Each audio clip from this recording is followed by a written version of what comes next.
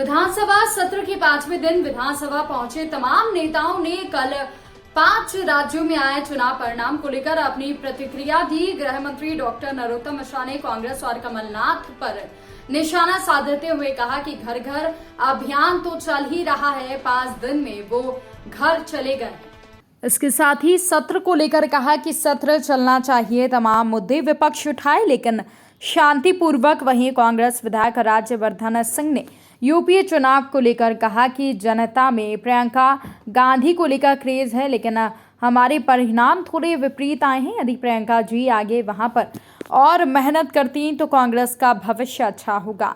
साथ ही विधानसभा में बेमौसम बारिश और ओलावृष्टि के मुद्दे को प्राथमिकता के साथ उठाने की बात कही। उन्होंने कहा कि इसके साथ ही कांग्रेस विधायक तरुण भनोत ने 5 राज्यों में आए परिणाम को लेकर कहा कि हार जीत से किसी भी पार्टी के नेतृत्व पर सवाल खड़े करना ये ठीक नहीं है। 60 साल तक बीजेपी हार रही थी तो क्या बीजेपी का नेतृत्व अक्षम था? जनता ने जिसको जनादेश दिया है उसको जनता की सेवा करना चाहिए, हार जीत चलती रहेगी। वहीं बीजेपी के मंत्री प्रद्युम्न सिंह ने कहा कि जनता अच्छा विकास, अच्छा अस्पताल, अच्छा स्कूल, इन तमाम मुद्दों पर अपना वोट देती है, जीत भी इसी का परिणाम है। बीजेपी नेता गौरीशंकर बिसेन ने ओबीसी आरक्षण को लेकर अपनी सरकार के द्वारा गठित किए गए आयोग को लेकर जानकारी दी। पूर्व मंत्री सज्जन सिंह वर्मा ने धर्म के नाम पर राजनीति करने का आरोप लगाते हुए कहा कि बीजेपी का काम ही है धर्म के नाम पर राजनीति कर आपस में लड़ाना। कांग्रेस विधायक रवि जोशी ने कहा कि हर हार के बाद मंथन की ज़रूरत होती है। हम भी इस चुनाव में हार का मंथन करेंगे और उसमें आने वाले समय में जिन राज्यों में चुनाव होना है उसमें कांग्रेस मजबूती के साथ जीत दर्ज करेगी। बेंगलोर से उत्तराखंड तक की यात्रा में वो धैर्य रखे हुए हैं, अच्छा है और ऐसा धैर्य वो आगे भी बनाए रखें। पार्टी के लिए तो नहीं है कि ये चल रही है और पार्टी ने उनकी ने घर चलो अभियान चलाया है और उनको बधाई। 5 राज्यों में तो घर बैठी है।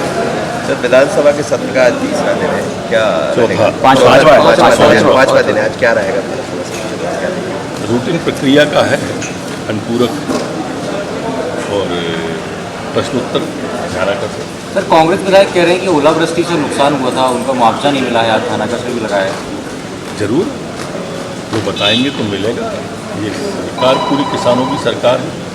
मैंने कल भी फ्लोर पे कहा था कि जो ओलावृष्टि कल हुई है उसके तत्काल माननीय मुख्यमंत्री जी ने कलेक्टरों को आदेश कर दिया। जैसा मैंने कहा, चाहे कार्यकर्ता हो चाहे नेता हो, सबको जाना पड़ेगा। अभी जमीन पर जाने में सर लग रहा है कमी रही, अभी तक जमीन पर घर जाने पर कमी रही, जो असफलता मानेंगे, क्या मानेंगे? यूपी में दिक्कत ये हुई कि देखिए यूपी में दिक्कत ये हुई कि जो वोटर है सपा का, कांग्रेस का, बसपा का, वो एक ही प्रकार की सोच रखते हैं। तो हमेशा होता ही है यूपी में कि जो वोटर हैं वो बढ़ जाते हैं 3 पार्टियों में, जबकि जो भाजपा वोटर एक ही पार्टी उनको मिलती है, तो इसलिए वोट बढ़ गया। लेकिन मूल बात जो है इसमें यह है कि इस चुनाव में जनता को लगा होगा, महसूस हुआ होगा, जो कांग्रेस सपा और बसपा के वोटर हैं, सपा की अच्छी चांस है, उनको मौका है, तो सबने सपा को अधिकतर वोट कर दिया। लेकिन मुझे लगता है, जो मैंने खुद महसूस किया था यूपी में जब मैं वहाँ गया था, कि प्रियंका गांधी जी के प्रति जनता में काफ़ी उत्साह है वहाँ पे। बीजेपी अपने नेतृत्व को देखे। मैं भारतीय जनता पार्टी के नेताओं से पूछना चाहता हूँ, ये 60 साल तक हारते रहे तो जो इनका नेतृत्व था वो अक्षम था क्या? हार जीत लगी रहती है चुनावों में, ये कोई बहुत बड़ा मुद्दा नहीं है। तो भारतीय जनता पार्टी को कांग्रेस के नेतृत्व पर सवाल उठाने की क्या जरूरत है भाई? अपना नेतृत्व देखें। हम ये कहें आप 325 की सीटें थी, आपकी 270 हो गई, फिर ये कोई बात नहीं। जनता ने जिसको जनादेश दिया वो जनता की सेवा करे। 2023 में मध्य प्रदेश में हम जनता के सहयोग से पुनः अपनी सरकार बनाएंगे।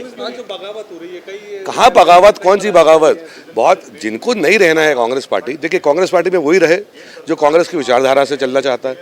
भारतीय जनता पार्टी की विचारधारा और कांग्रेस की विचारधारा में बहुत बड़ा अंतर है। तो जो व्यक्ति अपनी राजनीतिक स्वार्थ से अपने दल बदलना चाहता है वो बदल ले, जो विचारधारा की राजनीति करना चाहता है वो कांग्रेस में ही रहेगा और अंतिम समय तक रहेगा और जनता की सेवा कांग्रेस पार्टी में रह के कांग्रेस की विचारधारा के अनुरूप करेगा। मैं आपसे फिर कह रहा हूँ, कोई ध्रुवीकरण नहीं है।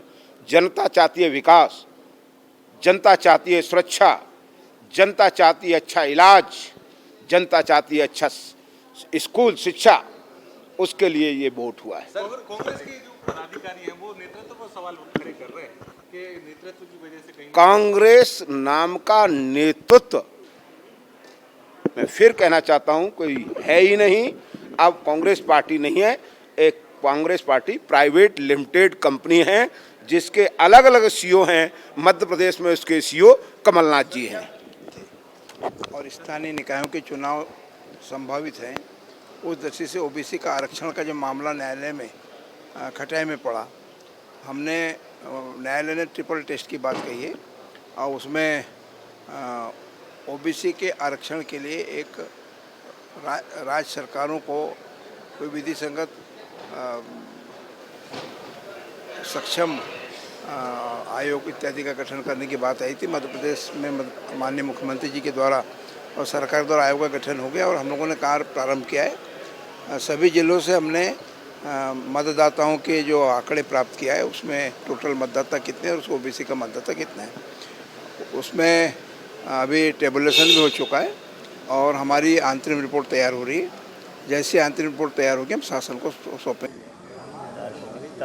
लगती है धैर्य और संयम में तो जीवन के हर क्षेत्र में ये फिलॉसफी लागू होती है, पर धैर्य के साथ कर्म भी तो प्रधान है। कर्म प्रधान है, कर्म के माध्यम से ही परिणामों तक पहुंचा जा सकता है। सर, जो परिणाम आए हैं देखें इस तरीके से, रामेश्वर शर्मा का ये कहना है कि जो नमाज पढ़ते थे अब वो भी रामधुन करेंगे परिणाम से, नमाज के ही परिणाम। देखिए, इस तरह से धर्म मजहब जाति में देश को बांट के आज़ादी के 75 साल हो गए, उसके बाद भी हम मंदिर मस्जिद और हिंदू मुसलमान करेंगे तो ये जस्टिफाई नहीं होता है। अब आगे बढ़ो, आधुनिक विचारों के साथ आधुनिक भारत की नींव रखने की बात करते हैं। तो धर्म के ऊपर विशेष ध्यान दे रहे हैं। मध्य प्रदेश में क्या करेंगे? देखिए, वो जानते हैं भारत की जनता धर्म भीरू है, इसलिए वो मानसिक शोषण करने के आदि है भाजपा के, कि कैसे हम ट्विस्ट करके हिंदू मुस्लिम की बात कर लें, मंदिर मस्जिद की बात कर लें। ये अब वही मैंने कहा कि 75 साल आज़ादी के हो गए हैं, क्या हमसे 10 जो देश 10-15 साल पहले आज़ाद हुए वो हमसे आगे निकल गए हैं। उनकी मानसिकता विकास की है। जैसे अगले साल चुनाव होना है, यानी कम समय बचा हुआ है, ऐसा लग रहा है कि बीजेपी वाले इस तरह के भाषण देकर मध्य प्रदेश का जो सौहार्द है। 5 राज्यों के चुनाव से हमको सीखने को मिला है। निराशा अपनी जगह है, उतार चढ़ाव हार जीत अपनी जगह है। हम लोगों को जो कमियां रही उस कमियों को दूर करेंगे। हम लोग नौजवान और महिलाओं पे काम करेंगे। निश्चित रूप से हम आने वाले इसके बाद के चुनाव में अभी जो कमियां थी उन कमियों को दूर करके चुनाव बाकी राज्यों में जब होंगे हम निश्चित रूप से जीतेंगे। नीतियां कहीं बदल दी, नेतृत्व कांग्रेस की नीति और नियत दोनों स्पष्ट है। देश के साथ कांग्रेस खड़ी है। कांग्रेस का देश का नौजवान और महिलाएं कांग्रेस के साथ खड़ी है। तो कांग्रेस में जो नेतृत्व है आज गांधी परिवार का, उससे बड़ा नेतृत्व हमारे पास और कोई नहीं है। गांधी परिवार के बगैर हमारा कार्यकर्ता में उत्साह, जो एक आत्मनिर्भरता आती है, वो गांधी परिवार पूरा साथ खड़ा है कांग्रेस का। सर, गृहमंत्री कह रहे हैं कि कमलनाथ जी घर घर चलो अभियान चला रहे थे, अब खुद ही घर चले गए परिणाम के दौरान। ये सब कहने की बातें हैं। वक्त है, समय है। देखिए आप, समय जब करवट लेगा तो ये कहाँ जाएंगे।